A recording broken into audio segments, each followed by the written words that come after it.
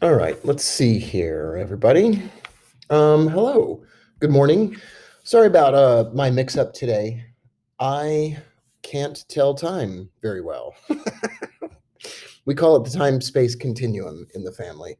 I'm not very good at remembering dates and times, let alone time zones. So I got my time zones mixed up, and I forgot that we entered the Texas Central Time Zone yesterday. And so I'm going to be actually on the road during the time that we would normally have our call. However, I have probably August is a goal for August. My goal is to be better prepared for some of the trades that we do, and I think that staying up a little bit later the night before has really helped me with that. So in this recording, what I want to do is focus a little bit about on how I did the preparation, and then show you the results of that preparation, and then show you our watch list for today. And hopefully I can get all of that done within 5 to 7 minutes.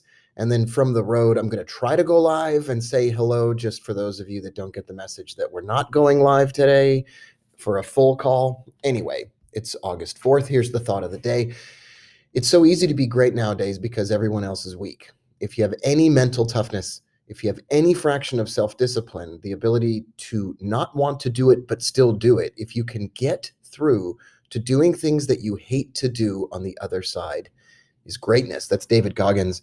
I loved his book, Can't Hurt Me, made a big difference in my life.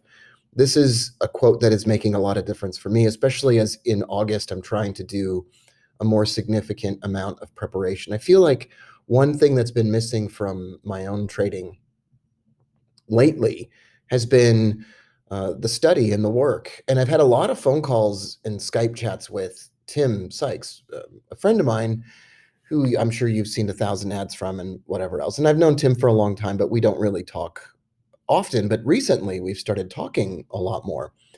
And one of the things that comes out every time I talk to Tim is how much time and effort he puts into the preparation before he trades. And I thought, well, this is really something missing from what I do now, and used to be a bigger part of what I did. And I really owe it to you to do more of that. And today is an example, and yesterday was too, frankly, of having that preparation done and the results and fruits of that. Okay, risk warning, all trading involves a substantial risk of loss, and past performance is no guarantee of future results. This presentation is intended to be informational and educational, is not a recommendation to buy or sell any financial instrument. And if you need personal financial advice, please consult your financial advisor. All right, so I'm going to add study and preparation for trading. Really, it's really watch list creation is really what I'm talking about here. The big doc of links is at robbieBooker.com/big links, and a link to these slides is inside of that. You can see the big doc of links. You can write me at coaching. You get the August coaching call link. You get the indicators, and the slides for August are right there as well. So it's all in one easy to find place. Don't forget our open house, August 21st and 22nd. Please RSVP if you're coming. And please RSVP if you're not coming, as a matter of fact. Nearest airport is Houston Bush Intercontinental. That's actually where my car is right now. I got to get on the road this morning from Lubbock, Texas, and I got to get all the way down to Houston Bush Intercontinental and pick up my car. Next closest airport is Houston Hobby. It's a little bit farther away, but if you fly Southwest, it's the one you'll go to. And the Embassy Suites Hotel in the Woodlands is where you want to stay. It's inexpensive. There are other hotels near that, so if you Google Maps it, you can find other hotels that are near the Embassy Suites. But if you're at the Embassy Suites, it's easier for us to have breakfast together in the morning. You can walk to the office every day that you're there. You can stay out late with us on Restaurant Row, and we can hang out, and you won't have to drive anywhere. You can just walk everywhere you go. It's August 4th, 2020. So I consolidated the Magic Formula watch list, and I sent that to you. Here it is. It's right here, the new Magic Formula list, and it's about 60 financial instruments, really like 59 financial instruments as I go through and delete some. Today I want to close and manage 1 to 3 of the, I'm now calling them Formula 15 trades, like instead of Formula 1, Formula 15. And I have ABV, ACOR, and EAF, excuse me, please. I have those. They did well yesterday. And I think they'll have another day of doing okay. If not, I'll close them with really small losses. I'm going to find some new Formula 15 trades. I already found some. This is going to be I think it's going to be a fun day once we get to the meat of this. And then I'm going to start to scale down and out of Billy, the Chinese stock that I traded, and maybe take some profit on PDD if it can fall a bit. Okay, here's what I did. I went to magicformulainvesting.com, as you have seen me do before, and I generated a list of stocks. And so I'm going to show you exactly how I did that, because it's probably a good idea to show you exactly how that works. I logged in. Remember, you can just get a login, free registered account. Okay, so the first thing I did was I looked for, I should log in here. Log in. Okay, first thing I did was I searched for stock, like big stocks. 50000 so $50 billion market cap, I think, 30 stocks, and I got those stocks, and there it is. So I got a list of 30 stocks. It could have been 50. It doesn't really matter. So I did that first, and then I changed this to 50, I believe, and I got 30. And I got a list of smaller companies, at least by market cap, and I typed all of those into a watch list. Now, the magic formula investing, for those of you unfamiliar with the 50 million times that I have talked about it, it comes from the little book that beats the market. And it's a formula for looking at stocks. So about how it works, stock screener, buy them, hold them for a year, go back to step one. So typically, Joel Greenblatt, the guy that wrote the book, says in January, you buy these stocks and you hold them for a year, and they outperform the market. And Scott Welsh came up with this idea that what you should really do is you should buy them when they dip. You should wait, you should generate the list, and then you should buy these stocks when they dip. And then I took it a step further and said, well, geez, why don't you just buy them when they dip and then take profit and then rotate them out into other ones and just, do big rotations? Well, that's exactly what we do as our shorter term strategy. The book is just called The Little Book That Still Beats the Market, and it's a formula that seeks out and screens for good businesses. The purpose of this website, top ranked company, how long should I own these stocks, purchase a stock. Nothing magical. Over the past 30 years, we've seen many studies that demonstrate that value strategies such as buying stocks with low price to earnings can outperform the market averages. We're screening for stocks with low price to earnings ratios that also achieve high returns on capital. We then make some slight accounting adjustments to these commonly used ratios, and then we do it. So it's pretty cool. It's pretty awesome. So what I did was last night, I consolidated the Magic Formula watch list and rebuilt it. I sent it to you. And what I did was I started going down the list of these stocks. I just started from the top, and I haven't even made it past Honeywell. I've only made it past the first 15 or 20 of them. And what I did was I found that, to start things off, 3M was not only above its yearly volume weighted average price, it was also bullish divergent on the 15-minute chart, and it was also printing a bullish profit circle. So that was a spectacular combination of things. And then what I did, I went over to Seeking Alpha, and I typed in 3M earnings transcripts. And then I read the transcript, which you can do on your own simply by going to the first one on the slides, 3M, time to buy. And then I link to the transcript. Now, there's a possibility that the transcript doesn't link correctly. I did a bunch of these. I think they're all correct, but if they're wrong, just look them up. Don't worry about it. It's fine. We don't even have to correct it. It's not a big deal. If it's the wrong one, just go and seek it out. But you don't have to seek it out, and you don't have to read it. I would suggest that you do, but you don't have to, because in each of these charts that follow, I quoted the earnings transcript. So it's a magic formula stock, so the fundamentals are good. It's got divergence in the bullish profit circle. And from the earnings transcript, while there remains a great deal of economic uncertainty, we are seeing an improvement in sales trends in July across all businesses and geographies as we start the third quarter. That is exactly the kind of transcript that you and I want to see. That makes this a buy trade. here's what I would look for. I would look for, since it's trading at $150, I would look for the $150 18th of September calls. Piece of cake. I don't know how much those cost. I'm definitely going to find that out today. You could find that out as well. And I would buy those calls and then I would hold them this week. And I would look for this stock to get to 152 and possibly at the top of the gap 154, and then possibly to close the gap at 156 over the course of this week alone. What's also going for it is the 15-minute chart is not overbought. It's got runway to move. It's a beautiful looking setup on a company that has fundamentals that have already checked out, and it makes the grade. It is exactly the kind of 15-minute trade, the Formula 15 trade that we want to do. So it is a perfect example of a trade that we want to do. Here's Amgen, AMGN, time to buy also. It's a magic formula stock. The fundamentals are good. It's got divergence and it's got a bullish profit circle. We could have done it yesterday, but hey, we didn't see it yesterday. That's fine. It's after earnings, which we love. I love dips after earnings. It's got a gap up here that it wants to fill. And here's what Amgen says. We're updating our non-GAAP earnings per share guidance to $15.10 to $15.75. So they're raising guidance. This reflects our confidence in our underlying business continuing to deliver for patients. Pretty awesome. If you read the entire transcript, which it should be linked right here. There it is. I got it right.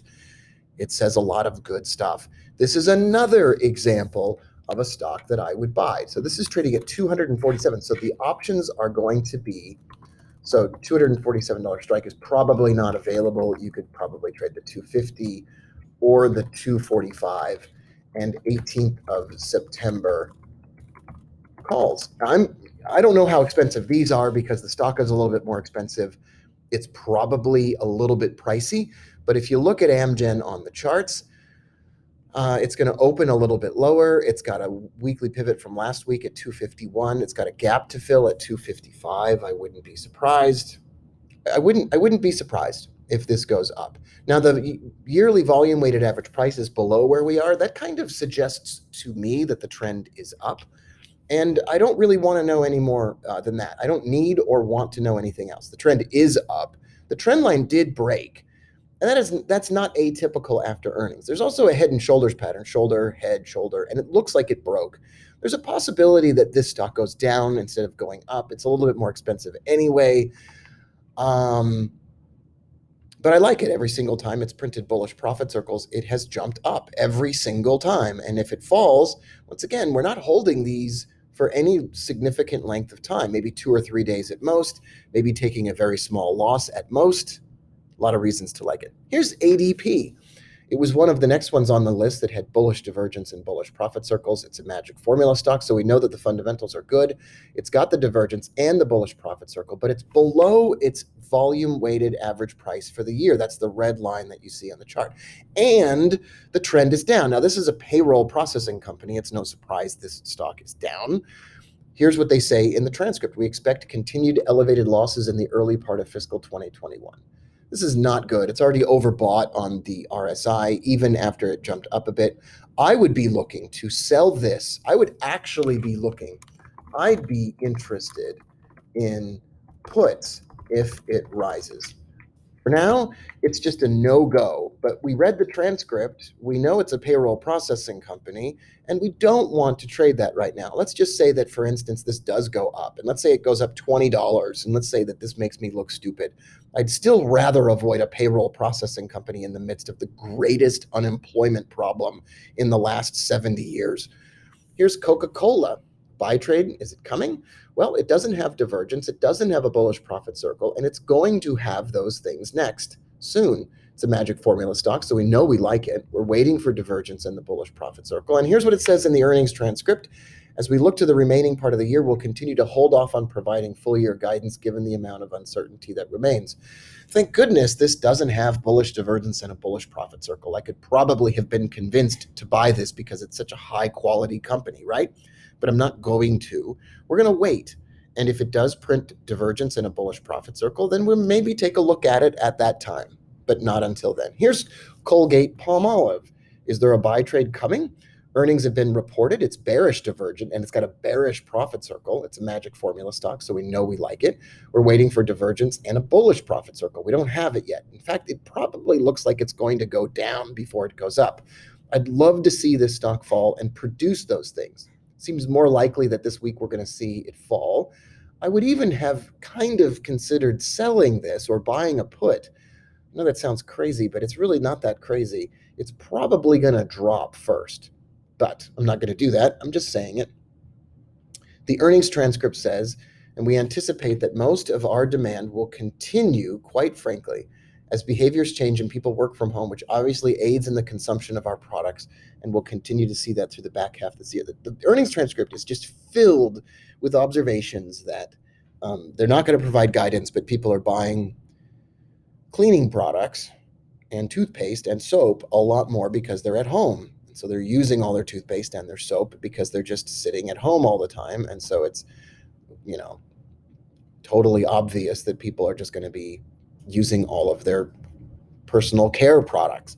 That's a bullish thing for this stock. So I'd love to see this fall, and then I'd love to be able to buy it. It's not my favorite one today because obviously it doesn't have the bullish setup. Last of all, I want to do a case study on Honeywell. So this is not a trade for us. It's a case study. It's something that shows us exactly what things would have looked like if we had taken a trade based on the Formula 15 principles. So it's a magic formula stock, so the fundamentals are generally really good. The stock did print after earnings, bullish divergence, and 3 bullish profit circles. Then the stock jumped 1% in a couple of days. That would have been a very easy quick gain on some calls that were in the money or at the money. But here's the kicker. Here's the weird thing. The earnings transcript was not good. Here's what it said. Quote, we have both opportunities and challenges in the portfolio, but on balance, we expect sales for the company to be down again more than 15% versus the prior year. And with an earnings transcript this poor, I'd say that the trade could have been taken on the basis of the general fundamentals and the strength of this company. They do some aerospace and they do some defense stuff, which did well. And they do some personal protection equipment like masks and other things. So they did well in some of their divisions. But with an earnings transcript this poor, I'd say, listen, you could take the trade, but we'd want to be in and out of it really quickly. Here's the point that I'm trying to make with this transcript. The fundamentals are generally so good on magic formula stocks that you can buy them on dips, but it's better for us to at least be a little bit cautious when buying a stock that maybe doesn't have great earnings transcripts, because those ones are likely to be exited. And it probably would have been a better idea to sell Honeywell or buy puts when it printed the red bearish profit circle after earnings. It probably would have been a better idea to do that, to buy a put, and then we could have made some money as it falls. And it's probably on the way down to its yearly volume weighted average price. And I'd still stay in that trade if I had taken it. So I'm going to add those notes here. I'd rather have bought puts on the bearish profit circle and held. I'd rather have done that. Now, it's a company with good fundamentals generally, and if it falls far enough, we would like to buy it. And typically, these Formula 15 trades are buy trades, and that's kind of balancing out my general desire to buy puts. But there you have it. That's the recording for today. I hope you enjoyed it. If you want to, you could drop us a line at coaching@wrbooker.com. And I will try to jump on live at 9:30 Eastern time. No promises that I'll even be able to get a signal in the car and do that. But if I can, I'll just drop in and say hello. And I appreciate you and thank you so much. I think this was probably reasonably helpful today. The only other things I'm doing today, I'm watching the trades we took yesterday. So if we could quickly jump on over to the 57. So I have Acor. Actually, I think this is probably looking pretty great this morning. It's going to jump up pre-market 6%. So I'm going to take profit on Acor today. I'm just going to grab the money. I'm just going to get out. I think it probably could run to 84 cents. So I'm going to watch it as we go. EAF had a reasonably okay day yesterday following our buy trade, and then it dropped back a bit. I still like this a lot. I think you could take profit on this at any time that you have some profit on that one. And then there's AbbVie. It did well yesterday, and then it dropped back, and now it's going to open pretty much where it closed. I'm going to hold on to this one for another day or two at the least, and I think that we'll be fine in doing that. I still have PDD from yesterday. That's going to open just about at the same place that it closed yesterday, but it's bearish divergent on the 15-minute chart. And it's probably headed higher if you look at it. I'm not going to argue about the fundamentals any longer. When a stock doesn't move in the direction it's supposed to, it doesn't move in the direction that it's supposed to. If I get some relief on Zoom or PDD today, I'm going to start scaling out of those completely, start dropping those off of my trade radar. And then there's always Billy, which is going to open exactly where it closed with no real movement. It did hit the trend line up there yesterday, probably wants to drop back lower from there and hit this week's weekly pivot. Okay, everybody, that is it. I will talk to you later if I can jump online, and otherwise tomorrow morning.